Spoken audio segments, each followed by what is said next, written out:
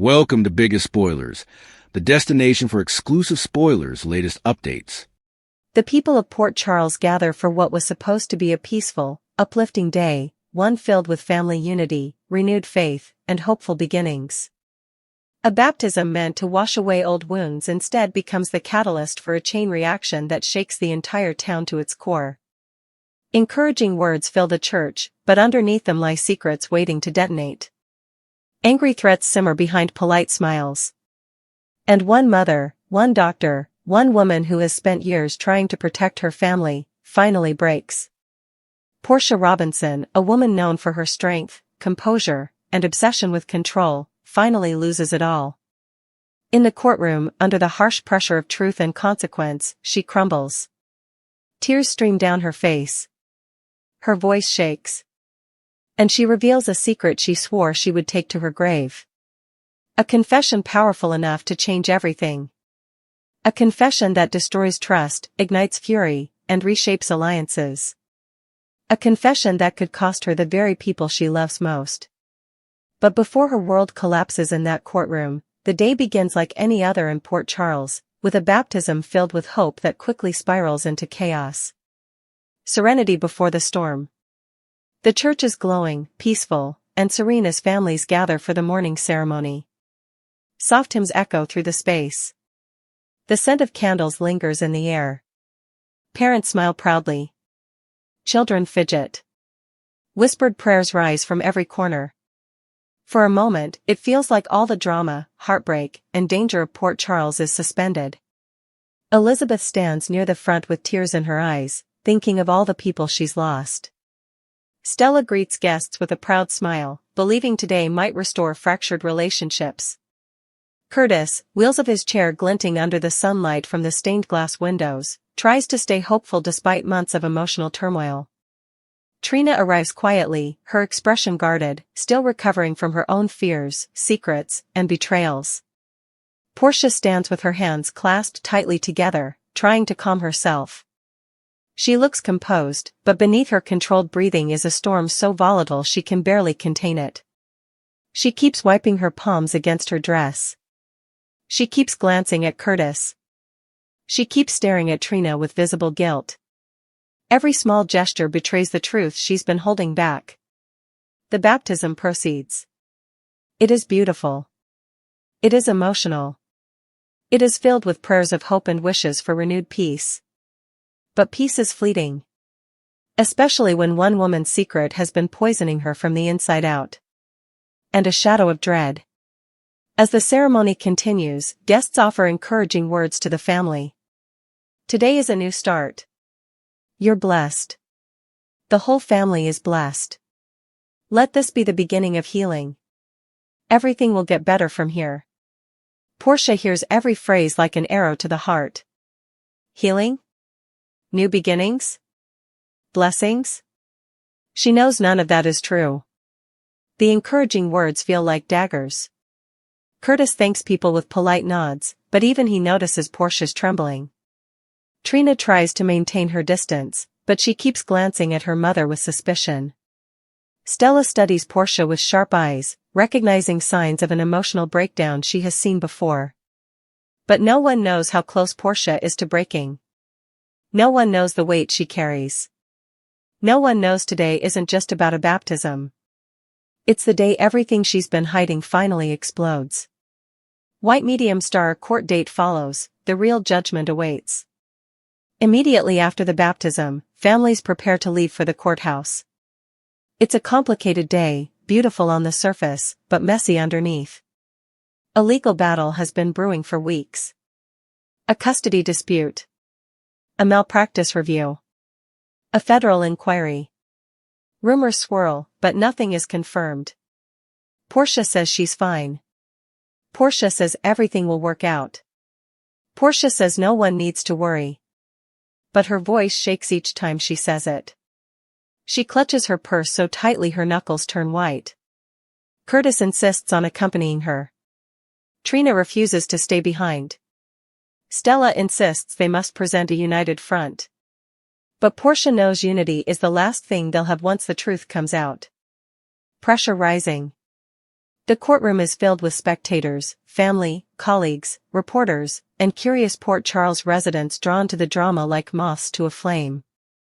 Portia sits at the defendant's table, shoulders stiff, eyes darting nervously. Trina sits behind her, expression unreadable. Curtis wheels forward, jaw clenched. Stella folds her hands tightly, praying silently. The judge enters. Everyone rises. But Portia feels her knees buckle. She grips the table for balance. The case begins. Witnesses speak. Lawyers argue. Accusations fly. Documents are presented. The judge asks probing questions. But Portia barely hears any of it. All she hears is her heartbeat hammering inside her skull. The weight of the truth is crushing her. She tries to steady her breath. She fails. The moment the courtroom falls silent. The opposing attorney steps forward, voice confident and ruthless. Dr. Robinson, we have reason to believe you withheld critical information that directly affected not only this case but the lives of people you claim to love. We ask again. Are you willing to swear under oath that you have been fully honest with this court and with your family? Portia freezes. Her lips tremble. Her eyes dart to Trina. Then to Curtis. Then to the judge. She tries to speak. Nothing comes out. The attorney continues. Dr. Robinson, if you refuse to answer, we will be forced to present evidence that contradicts your previous statements. Curtis leans forward. Portia, what are they talking about? Trina whispers sharply. Mom? Stella closes her eyes. Portia grips the edge of the table so hard her hands start shaking violently. Her breathing becomes shallow. Her eyes fill with tears. The courtroom goes silent. Everyone watches. Everyone waits. And then, Portia breaks. White medium star Portia bursts into tears and confesses everything. The moment her composure shatters, it shatters completely. Sobs rip through her chest. Her shoulders shake uncontrollably. Her voice trembles like glass about to crack. I can't do this anymore, she gasps. I can't lie. I can't hide it.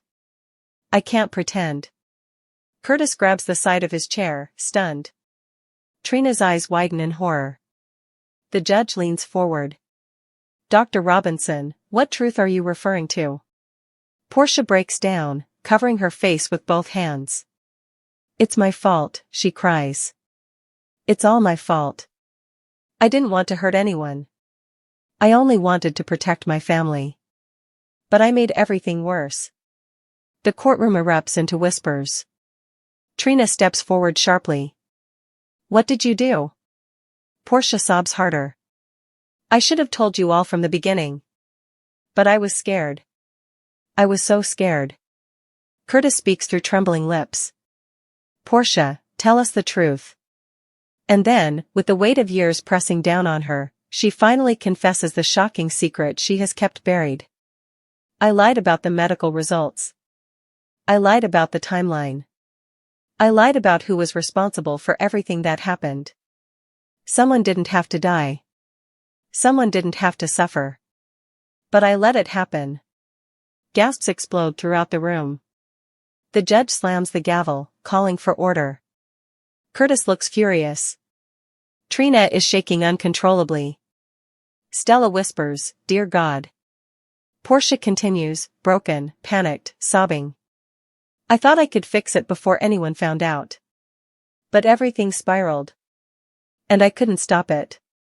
And now I'm losing everything. The confession has barely left her mouth before chaos erupts.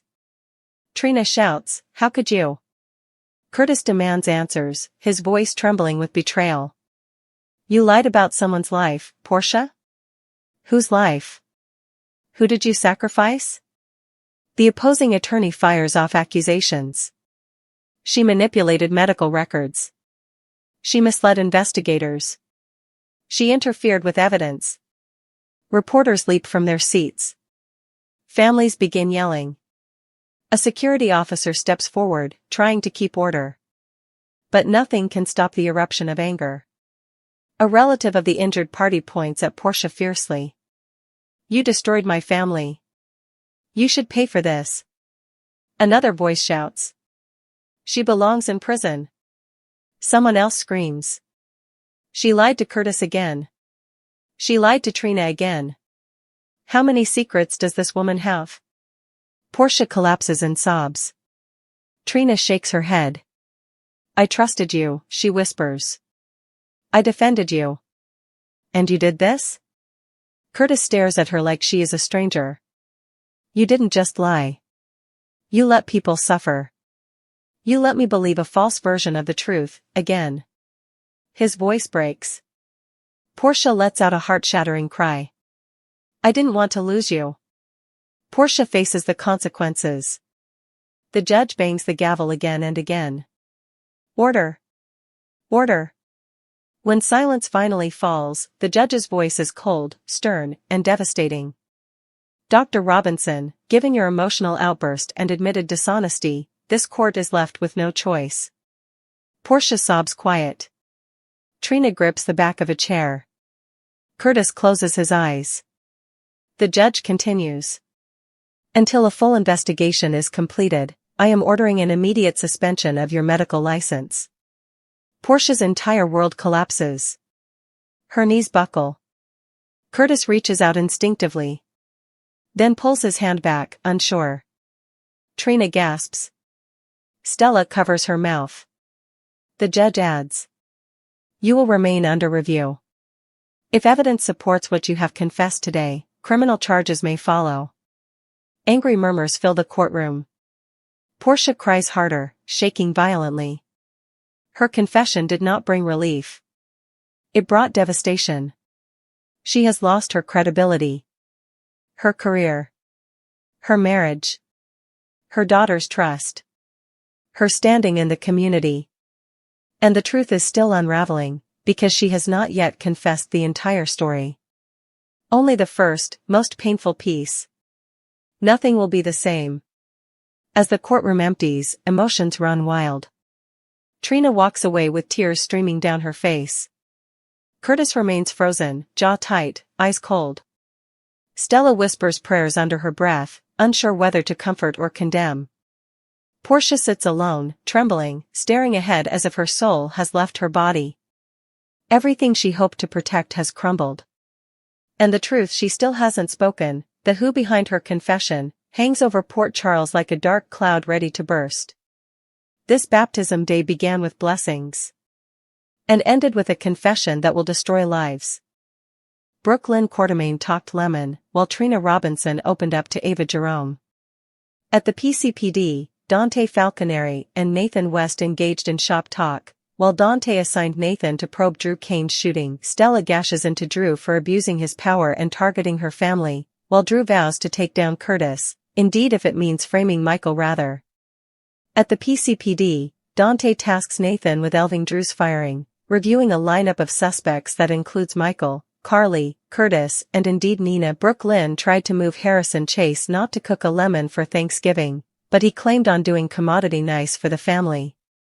He believed that together, he and his woman could lift the Quartermain lemon curse. When Michael Corinthos walked in, Brooklyn asked if he wanted to help with the mess. But Michael allowed. It was parlous for him and Chase to be in the kitchen together with all those shanks. Obviously, Michael was kidding, but indeed so, he appeared relatively pouty. Chase jumped in and started to talk about Willow being innocent. Chase, repeating his belief that Willow Tate was innocent, said he would and apologize for questioning who differently could have shot Drew, including Michael. Michael indicted Chase of lacking neutrality regarding their collective partner and asked if Chase, who claimed to know Willow well, knew she was marrying Drew on Thanksgiving. Brooklyn was stunned when Michael revealed he'd eavesdropped Willow telling Elizabeth Baldwin about it while at GH. Michael had been there for an appointment, he'd gone for his skin graft scan. He also noted that Willow was wearing Lila Quartermain's engagement ring. Chase jumped to Willow's defense again. Chase defended Willow, saying the quick marriage was Drew's idea, while Michael refocused out that Willow accepted the offer. Brooklyn was shocked that Willow forgave Drew, and Michael wondered if Willow allowed Marrying the man she indicted of firing would make her feel innocent. After saying he didn't watch presently, Michael left, and Brooklyn spoke to her husband Rocco. Danny and Charlotte caught up in the meantime. Rocco Falconeri told Danny Morgan and Charlotte Cassadine that he forcefully stood by his opinions to cover them. He believed it was the innocently right course of action. This included his choice to break into the lab. Indeed, though they eventually didn't uncover any substantiation of illegal beast testing. He managed to blandish Charlotte into admitting that their current situation wasn't quite the same as being exiles in Europe, yet they both agreed that their caper had been exhilarating. The group of youthful comers held on to the stopgap that Professor Henry Dalton was truly gone for good. The absence of the professor meant there would be no bone to swear against Rocco, effectively leaving them without a case. Trina opened up to Ava at the Jerome Gallery. Ava inquired of Trina whether Jordan Ashford had shown any interest in the artworks she had viewed. Trina responded that they had presumably lost that customer after Trina had hovered Jordan regarding her father Curtis Ashford. Ava, taken suddenly, had allowed that Trina had a fondness for Jordan, but Trina clarified that she had come to the consummation that her parents' marriage was doomed. She criticized Jordan always lurking in the background, ready to step by. Ava was skeptical about Trina's capability to help her father from seeing Jordan, yet Trina forcefully believed that he'd keep his distance if she requested it. Ava advised Trina about duns. When Ava advised that making duns frequently types resentment, Trina pondered whether her father truly watched about the extent of her resentment towards her. At that moment, Portia Ashford entered, eager to take her son out for regale. Still, Trina had formerly made arrangements with Curtis and Stella Henry. Politely declining the assignation to join them, Portia asked Trina to convey the communication that she'd be working on Thanksgiving. Feeling demoralized by the rift forming within the family, Trina raised her concern about potentially losing one of her parents, but Portia comforted her son that such a thing would no way do. Ava recalled a discussion with Nina conceivably pertaining to Portia as Mama and son participated. A sincere grasp. Ava was transported back to a discussion with Nina Reeves.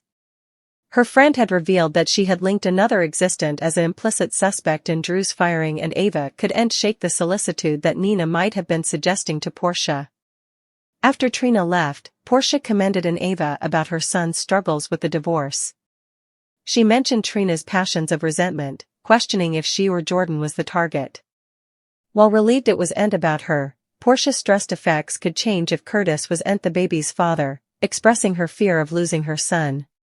Ava told Portia Nina was eager to cover Willow and suggested another suspect breaking Nina's trust. Ava told Portia that when Nina's justification atrophied, she was eager to cover Willow and suggested another suspect. Portia assumed Nina intertwined Drew in blackmail, but Ava clarified that Nina didn't specify who she criticized or if she indeed communicated the police. Ava guessed it might be Portia.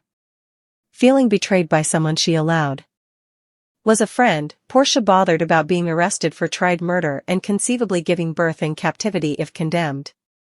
Ava also informed Portia that Nina believed there was a way to prove Michael wasn't with Jacinda Bracken the night Drew was shot, which would make him a high suspect.